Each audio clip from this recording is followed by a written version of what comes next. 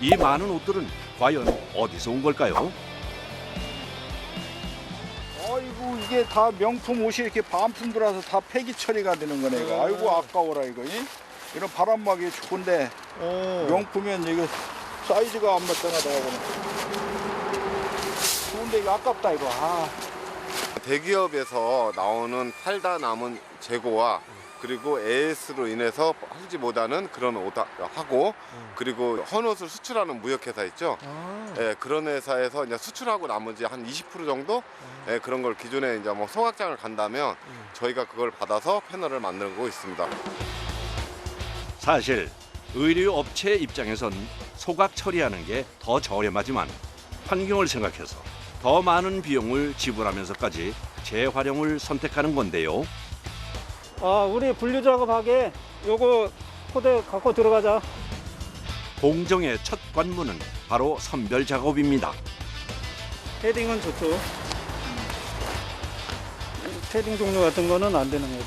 이게 저희들한테 필요한 그 의류하고 또 안 되는 의류가 있어요. 그러니까 그거를 분류하는 거예요. 다 되는 게 아니에요? 예. 이게 구스타운 같은 거는 이게 안에 있는 그런 것 때문에 이게 파쇄가 하면은 완전히 여기가 난리 나거든요.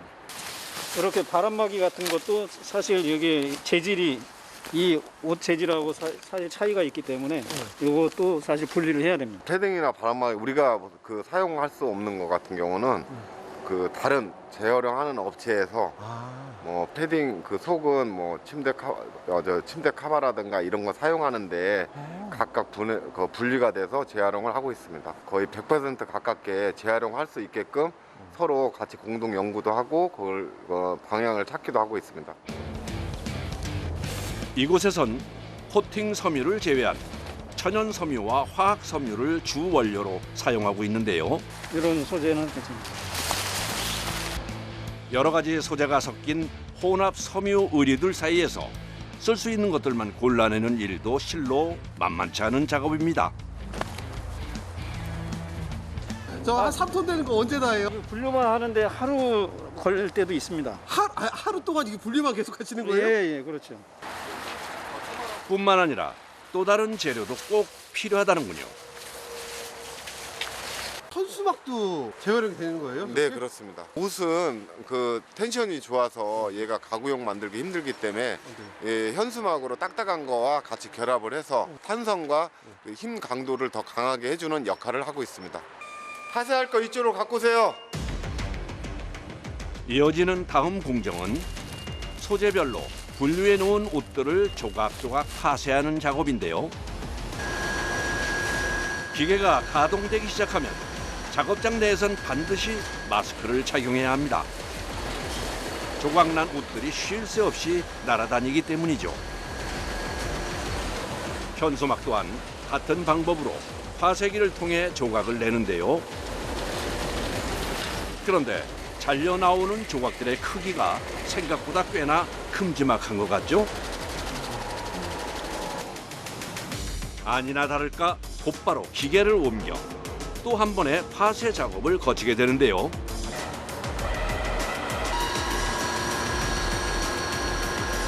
기존에 부직포 만들 때 쓰던 그 기술이 예전에 있었는데 옷마다 섬유마다 종류별로 될 수 있게끔 늘렸다 줄였다를 할 수 있게끔 개발했습니다. 그럼 개조를 하신 거예요? 네, 그렇습니다.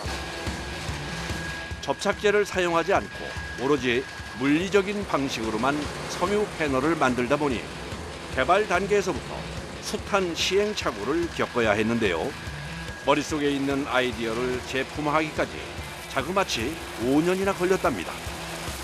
2차 파쇄기를 통과하는 사이 눈에 띄게 촘촘해진 섬유 조각.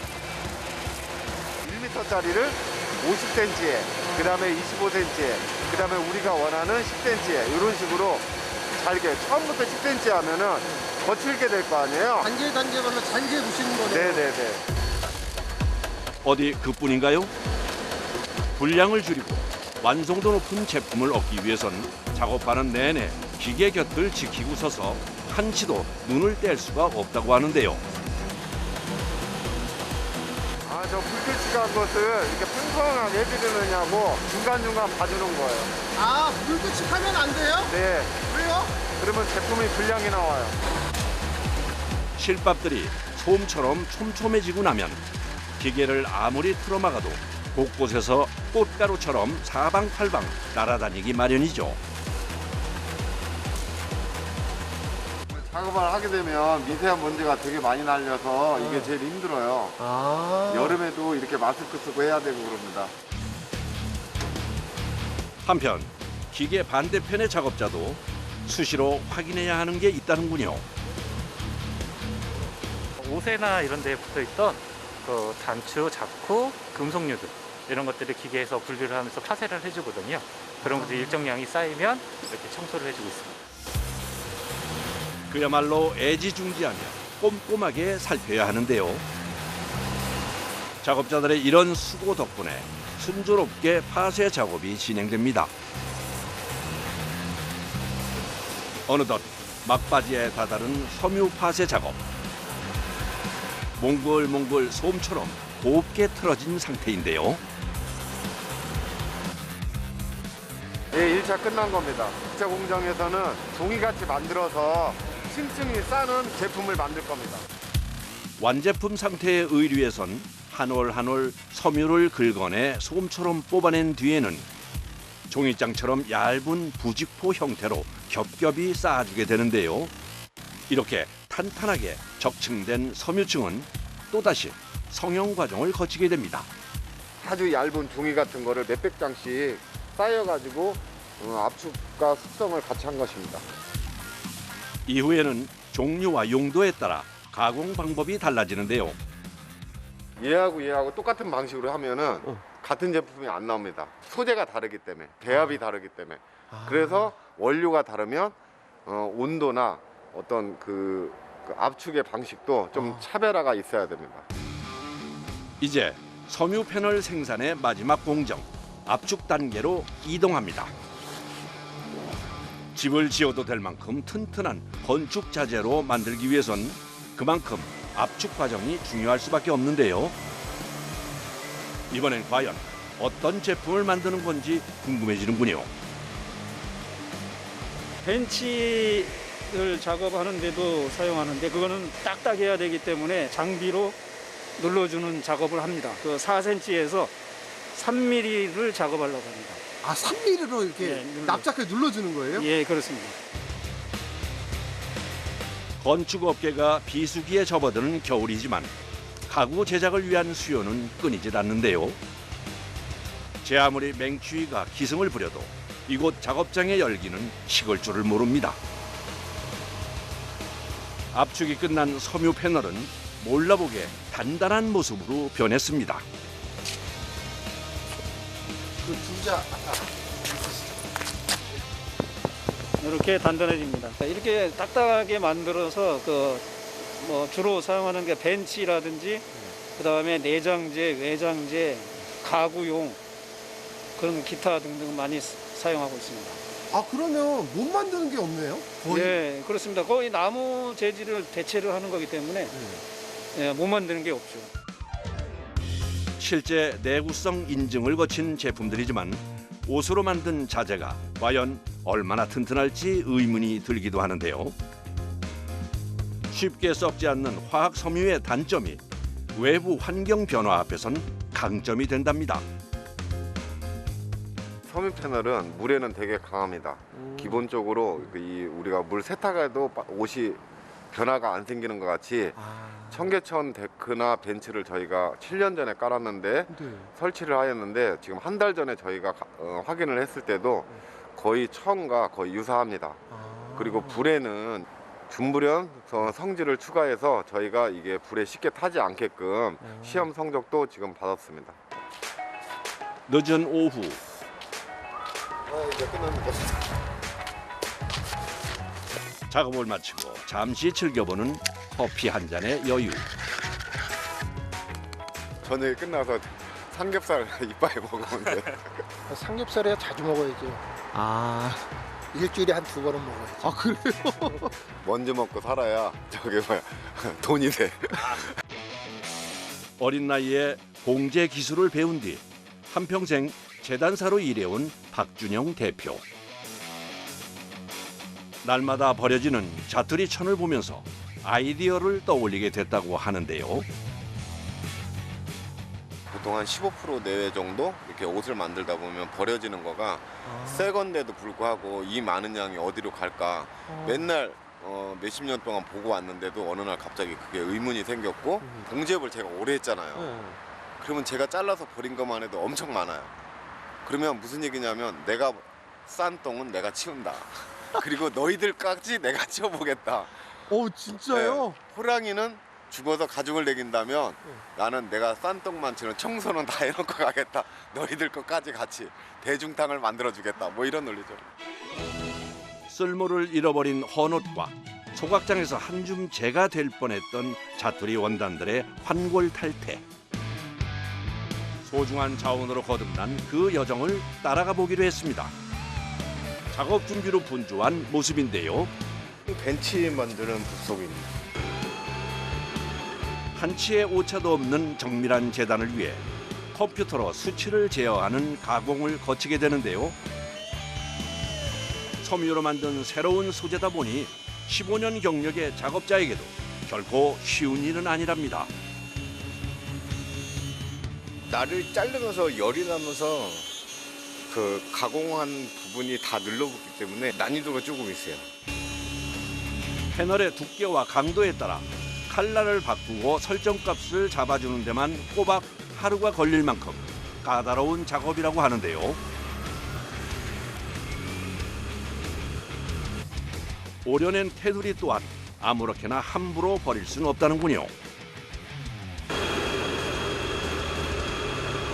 짜투리는 어떻게 되는 거예요? 짜투리도 활수작하셔서 다 재활용하시는 겁니다. 다시요? 예.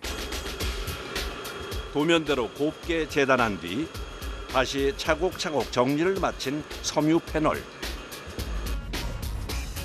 공장을 또 한 번 옮긴 뒤 마지막 조립 공정에 돌입합니다.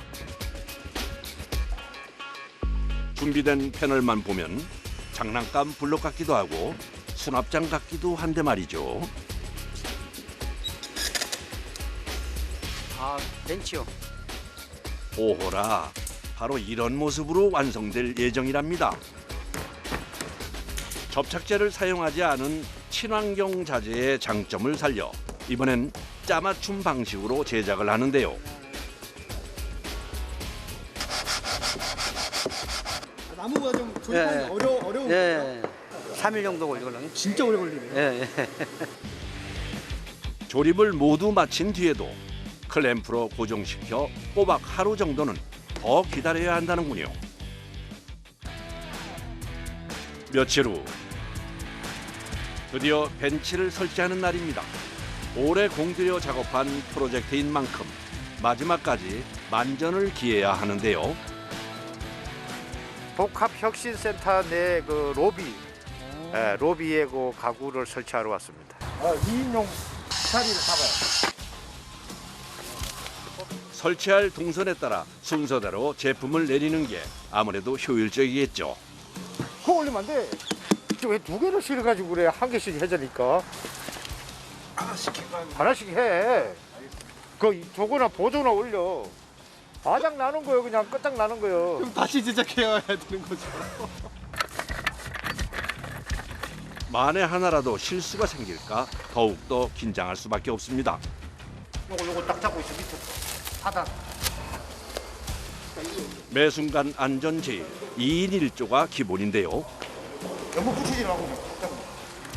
특별히 섬유 패널 벤치를 의뢰한 이유는 뭘까요? 전국적으로 지금 폐연 수막이 되게 문제가 돼서 어떻게 하면 그거를 이제 재활용을 할 수 있을까? 업체와 저희가 업무 협약을 해서 이제 섬유 패널을 만들고 있는데 이왕이면은 저희가 지역 주민들이 많이 찾는 시설에 이 섬유 패널을 설치함으로써 환경 오염이나 저희가 폐연 수막에 대한 인식 개선을 위해 가운데를 기준을 잡아가지고 좌우는 대칭이니까. 잠시 후 십시일반 손을 보태 다 함께 작업을 마무리 짓습니다. 새삼 감회가 새로울 것 같은데요.